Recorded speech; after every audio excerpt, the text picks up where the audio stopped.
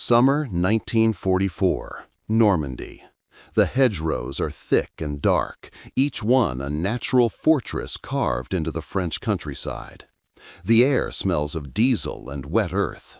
In a clearing near Villers-Bocage, a Tiger I advances.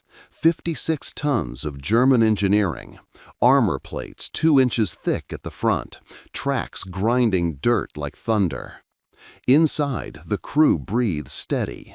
They've heard the stories. American Shermans burn like torches. Ronsons, the infantry calls them, one strike and they light up. The commander scans the tree line through his periscope, relaxed, almost bored. Nothing can touch them here. Then, crack! A single shot rips through the silence. The Tiger shudders. Metal screams. The commander's hand freezes on the hatch lever. Something just punched through. Not a ricochet, not a near miss. A penetration. Impossible. The gunner's voice trembles over the intercom. What was that? No one answers, because for the first time since Kursk, since North Africa, since the Eastern Front, the hunters are looking around like prey. This is the story of how one American upgrade shattered the myth of invincibility and turned the king of the battlefield into a nervous beast. If you love the untold engineering battles hidden behind war's headlines, hit subscribe, because what comes next rewrote the rules of armored warfare forever. Let's rewind to June 6, 1944, D-Day. The Allies storm the beaches, break through the Atlantic Wall, and pour into Normandy. On paper, it's a triumph. But once the infantry pushes inland, reality hits hard. The Bocage, those ancient hedgerows, becomes a killing field. German panzer divisions are waiting, and at the tip of the spear, the Tiger I. Introduced in 1942, the Tiger I was a mechanical nightmare for Allied tankers. It weighed 54 tons, mounted an 88mm gun that could punch through a Sherman's frontal armor at over a mile, and boasted armor so thick that most Allied anti-tank rounds simply bounced off. American tank crews called encounters with Tigers death sentences. Standard M4 Shermans armed with 75mm guns had to get suicidally close, within 200 yards, just to have a prayer of penetrating a Tiger's side armor. Frontally, forget it. The math was brutal. In Normandy, American armor was dying at obscene rates. Entire platoons incinerated in minutes. The psychological toll was crushing. Crews refused to advance. Morale crumbled. The War Department knew something had to change, not just tactically, but technologically. The Sherman needed teeth, real teeth, and fast. The solution came in the form of a quiet revolution, the M4A3E8 Sherman, nicknamed the Easy 8. Rolled out in late 1944, this wasn't just another Sherman, it was a predator in disguise.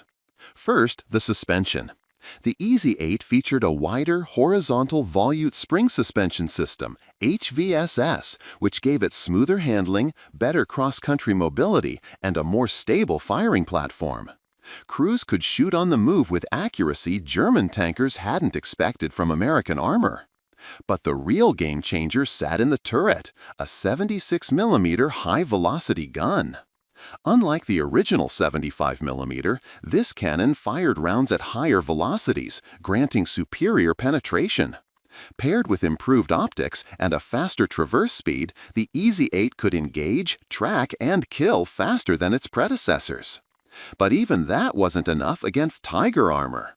So the U.S. Army issued a secret weapon, HVAP, hypervelocity armor-piercing rounds. HVAP was different. Instead of solid steel, it used a tungsten carbide core wrapped in a lightweight sabot. When fired, the sabot fell away, and the dense tungsten dart screamed toward the target at over 3,400 feet per second. At that velocity, physics became brutal. Kinetic energy spiked, armor cracked. Tungsten didn't care about thickness, it cared about pressure per square inch. And suddenly, the untouchable tiger had a weak spot, its own myth. But there was a catch. HVAP rounds were rare. Tungsten was scarce, prioritized for strategic industries. Each tank received only a handful of these miracle shells, sometimes fewer than 10 rounds per vehicle. Crews were ordered to save them for high-value targets.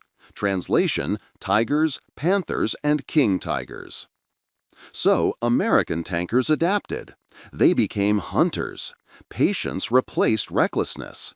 Easy 8 crews learned to wait, to let the tiger commit, to draw it into range before unleashing the tungsten dart. It was psychological warfare as much as ballistic science. The Germans still believed in their armor. That belief made them predictable. Meanwhile, intelligence filtered back from the front.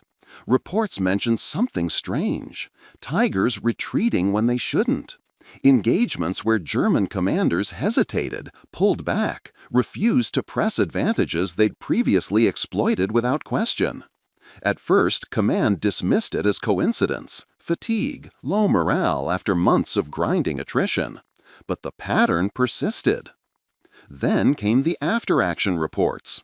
Sherman crews claiming frontal penetrations on tigers at ranges exceeding 800 yards. Impossible, analysts said. The 76 mm couldn't do that. But the tungsten could. And word spread fast, not just among Americans, but among the Germans themselves. Whispers in the Panzer ranks: "Die Amerikaner haben neue Munition." The Americans have new ammunition, and it punches through. Here's what the German crews didn't understand. American doctrine had shifted. The U.S. Army stopped trying to out-armor the Germans. Instead, they out-thought them. Speed, numbers, and a round that turned physics into a scalpel. The Easy 8 wasn't designed to brawl toe-to-toe with a tiger. It was designed to swarm, flank, and strike with precision where the tiger was weakest: the sides, the rear, the engine deck. But with HVAP, even a frontal engagement became survivable, deadly even. The tiger's armor, once its ultimate defense, became a psychological prison. Crews that had grown arrogant now second-guessed every engagement. Is that an Easy 8? Does he have the special rounds? How close is he? Doubt crept in, and doubt in armored warfare is fatal. Because armor doesn't just protect the tank, it protects the crew's mind. When you believe you're invincible, you maneuver aggressively, you take risks, you dominate the battlefield. But when that belief shatters, when you realize your armor might not save you, every decision becomes hesitant. Every advance feels like a gamble. The Germans called it Panzerschreck, tank terror. Except now, for the first time, it was their crews who felt it. And the Americans had barely begun to exploit it. Late July 1944, Operation Cobra. The American breakout from Normandy begins. Thousands of tanks pour through the breach, including entire battalions of Easy 8s. The Germans throw everything they have into the gap: Tigers, Panthers, infantry divisions, trying to stem the flood. The battles are vicious, chaotic, often fought at knife-fighting range, where the bocage hides both sides. In one engagement near St. Lo, an Easy 8 platoon encounters 3 Tigers hull down behind a stone farmhouse. The German commander assumes the Americans will retreat or call for air support. They don't. The lead Sherman fires once, HVAP, and the leftmost Tiger's turret jerks violently. Smoke pours from the commander's hatch. The crew bails. The remaining Tigers shift nervously, turrets traversing, trying to locate the threat. Another crack. Another hit. Frontal armor, glacis plate, penetrated clean through. The second Tiger reverses frantically, crashing through the farmhouse wall in its desperation to escape. The third Tiger doesn't fire. It doesn't advance. It just sits there, paralyzed. Its commander realizes he's facing something new, something the manuals didn't prepare him for. When he finally gives the order to withdraw, his voice over the radio is shaking. "They're shooting through us," he reports, "like we're made of paper." Back in Berlin, the reports start piling up. The myth was unraveling fast. German tank academies had trained crews on one fundamental principle: Tiger armor is impenetrable from the front. Doctrine was built on that certainty, tactics assumed it, morale depended on it. But in Normandy, that certainty was dying with every engagement. American crews grew bolder. They stopped fleeing at the sight of Tigers. Some even sought them out, knowing they held a card the Germans didn't expect. The Easy 8's speed allowed hit-and-run tactics: dart out, fire, retreat before the Tiger could respond. With HVAP, even a single shot could mission kill a Tiger, disabling its gun, tracks, or crew. And unlike the German behemoths, Shermans were easy to repair, easy to replace. Lose one, two more rolled off the factory line the next day. The Germans, meanwhile, couldn't replace Tigers. Each one lost was a strategic disaster. Production was slow, resources scarce. Crews knew this. They knew if they died, there wouldn't be another Tiger waiting for them in the depot, just a grave. So they hesitated, they pulled back, they radioed for infantry support instead of charging ahead. The predator had become prey, and the psychological inversion was devastating. And the Americans noticed. Intelligence officers compiled reports. Enemy armor increasingly reluctant to engage. One officer scribbled in the margin, "They're scared." But let's not romanticize this. The Easy 8 wasn't invincible. HVAP rounds didn't guarantee victory. At close range, an 88mm shell would still obliterate a Sherman like a sledgehammer through tinfoil. The armor disparity remained enormous. German gunners were still some of the best trained in the world. In open terrain, a Tiger could still dominate. What changed wasn't the hardware alone, it was the context. In the bocage, visibility was measured in meters. Ambushes ruled. The side with better reconnaissance, faster reaction times, and tactical flexibility won. Shermans had those advantages. Tigers didn't. A 56-ton behemoth can't hide, can't maneuver quickly in tight hedgerows, can't reverse fast when ambushed. The Tiger's strengths, armor, firepower, intimidation, became liabilities in Normandy's claustrophobic hell. And the HVAP? It was the final nail. It transformed the Sherman from prey into a credible threat, something that could kill a Tiger if the crew was smart and lucky. That alone was revolutionary. Because once German crews realized they could die in a tank they'd thought was invincible, the psychological armor cracked. Training couldn't fix that. Orders couldn't fix that. You can't command someone to feel safe when they've seen tungsten punch through 2 inches of steel. The Germans called it Panzerjagdfieber, tank hunter fever, and the Americans had infected them. August 1944, the Falaise Pocket. German forces trapped in a collapsing encirclement, desperately trying to escape before the jaws close. Tigers lead the breakout attempts, massive, roaring engines, guns blazing, determined to smash through American lines. But now, Easy 8s are waiting, and they're not running. In one documented encounter, a single Easy 8 crew commanded by Lieutenant John Roller holds a crossroads against 2 Tigers trying to break through. Roller waits until the Tigers commit to the turn, the moment their side armor is exposed. 2 shots, 2 HVAP rounds. One Tiger catches fire immediately, ammunition cooking off in a chain of explosions. The second reverses wildly, crashes into a ditch, and is abandoned by its crew. Roller Sherman took one glancing hit that shattered the track but left the crew alive. They repaired it within the hour. Stories like this spread through both armies. For Americans, it was fuel, proof that the Sherman, maligned and mocked, could stand and fight. For Germans, it was terror. The invincible Tiger, symbol of German engineering superiority, propaganda tool, psychological weapon, was bleeding out on French soil. And the thing killing it wasn't a massive Soviet beast or a specialized tank destroyer. It was a mass-produced American medium tank with a good crew and the right ammunition. Belief, it turned out, was half the armor. The Germans tried to adapt. New tactics, engage at longer ranges, stay hull down, never expose the flanks.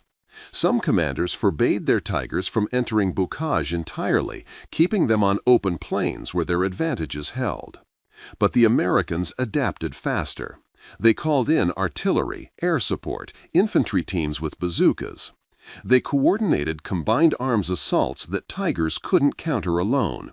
And when a Tiger did appear, Easy 8 platoons swarmed it, firing from multiple angles until something got through. The psychological toll on German crews was measurable. Panzer divisions reported higher rates of crew refusal to advance. Some Tigers were found abandoned with no mechanical damage, just terrified crews who'd fled after hearing the crack of HVAP rounds hitting nearby armor. Post-war interviews revealed the depth of the shock. "We thought we were untouchable," one Tiger commander admitted. "Then we learned we could die just like everyone else." By late August, Tiger deployment patterns shifted dramatically. They were held in reserve, used sparingly, almost precious. The weapon designed to dominate the battlefield was now too valuable, or too vulnerable, to risk. The myth had collapsed, and with it, a pillar of German armored doctrine. The Easy 8 hadn't just leveled the playing field, it had tilted it. Here's the revelation that historians later pieced together. The HVAP round was never about matching the Tiger's armor. It was about breaking the Tiger's will. German High Command received reports throughout August and September. The language was clinical, but the panic underneath was palpable. American forces have deployed armor-piercing ammunition of unknown composition. Frontal penetrations reported at ranges previously considered safe. Crew morale degrading across panzer divisions. One report, declassified decades later, included a handwritten note from a field commander. "They no longer fear us." That was the turning point. Not a battle, not a casualty count, a shift in belief. The Tiger I, since its introduction in 1942, had operated on a simple equation. We see them, they die. The appearance of a Tiger on the battlefield was supposed to trigger retreat, panic, surrender. Now it triggered ambush, coordination, aggression. Allied crews hunted Tigers. They baited them, flanked them, killed them. And the Tiger crews knew it. You could see it in their tactics, the hesitations, the withdrawals, the desperate calls for support. You could hear it in intercepted radio chatter. Are they using the new shells? The question that haunted every engagement. Because if the answer was yes, the Tiger's armor was just heavy metal. Expensive, slow, burnable heavy metal. The myth had died. And myths, once dead, don't resurrect. Let's talk numbers. By September 1944, Allied intelligence estimated that over 60% of Tiger losses in Normandy involved frontal or near-frontal penetrations, a statistic that should have been nearly impossible given the armor's design specifications.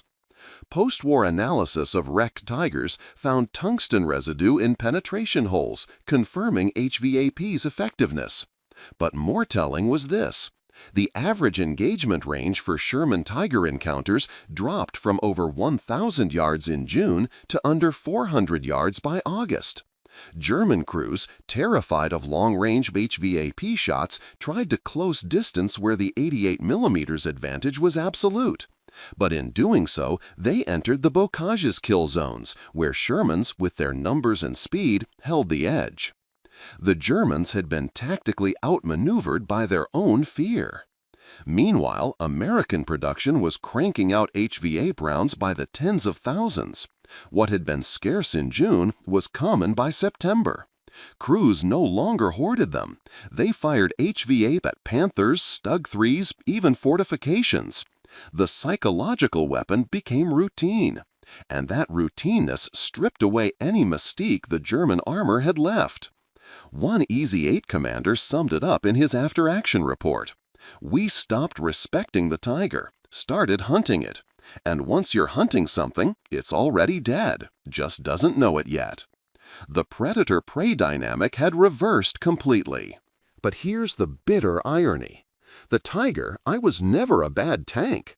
Mechanically, it was a marvel. The 88mm gun was legendary. The armor, even against HVAP, still provided substantial protection. In skilled hands, under the right conditions, a Tiger could and did dominate battles well into 1945. The problem wasn't the tank, it was the myth. German doctrine had built an entire strategic philosophy around Tiger invincibility. They deployed them as breakthrough weapons, psychological shock tools, mobile fortresses that didn't need support because they were the support.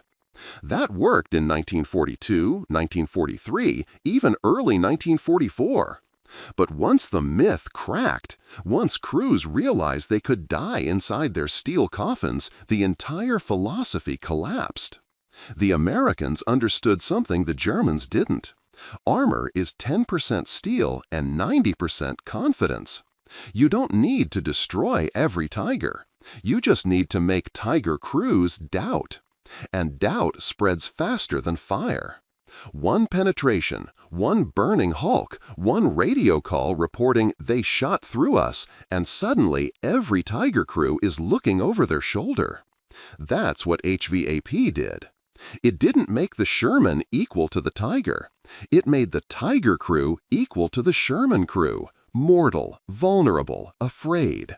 And in that equality, the Sherman's advantages, speed, numbers, production, logistics, became overwhelming.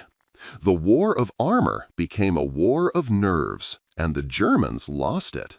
By the time Germany surrendered in May 1945, the Tiger I had become a relic. Production had ceased months earlier, resources diverted to cheaper, more practical designs. The King Tiger, its successor, suffered from the same fatal flaw: too heavy, too slow, too expensive, and too mythologized to be tactically flexible. The EZ-8, meanwhile, continued production and served into the Korean War, proving its design was sound, adaptable, and brutally effective. But the legacy wasn't about which tank was better. It was about what the EZ-8 and HVAP proved. Innovation doesn't always mean building bigger. Sometimes it means building smarter. The Americans couldn't out-armor Germany, so they outthought them. They identified the Tiger's real weakness, the crew's belief in invincibility, and engineered a solution that attacked not just the tank, but the psychology behind it. Post-war studies revealed that German tank crews suffered from significantly higher rates of stress-related disorders compared to Allied crews, despite having superior armor. The reason? Constant cognitive dissonance. Their training said they were invincible. Their experience said otherwise. That dissonance broke more crews than combat itself. The EZ-8 didn't just fight Tigers. It shattered the idea that armor alone wins wars.